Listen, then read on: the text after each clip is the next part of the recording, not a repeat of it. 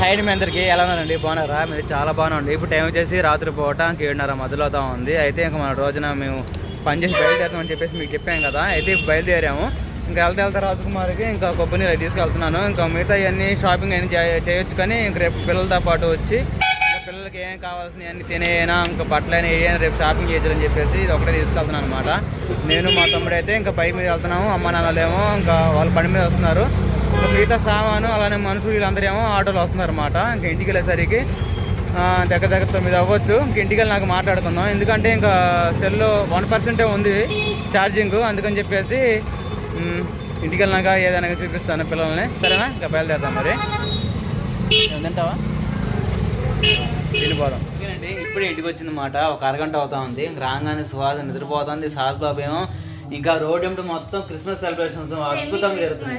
అయ్యే semi Christmas celebrations full జరుగుతూ ఉంటాయి. బేకరీలో పిల్లలు తినే తీసుకొచ్చా కదా, అక్కడ కూడా కేక్స్ ఏం ఆర్డర్ అవుతుంది అనుకున్నా. కొరి పిల్లలందరూ సెమీ క్రిస్మస్ బాగా కేక్ అన్నా అని చెప్పేసి ఇంతమంది కేక్ ఆర్డర్లో, దాని మీద క్రిస్మస్ ట్రీ క్రీమ్తో మామూలు చాలా బాగుంటాయి కేక్స్. నేను చేద్దాం అనుకున్నాను. ఆయన రేపు తెచ్చుకుందాం, వాళ్ళు మనం చేసుకోవాలే. కానీ ఇంకా వస్తూ ఇంకా రాజకుమారికి ఏమో కొబ్బరి బండ అలానే పిల్లలకి బేకరీలో తినే తీసుకొచ్చాను అనమాట. ఇంకేమేమి వచ్చేసరికి నిద్రపోతా ఉంది. సాస్ బాబు ఏమో అక్కడేమో ఆడుకుంటున్నాడు అని పట్టుకుని వచ్చాను అనమాట. ఇంకా సెమీ క్రిస్మస్ సంప్రదాయం చాలా బాగా జరుగుతూ ఉన్నాయండి. ఇంకేం బాను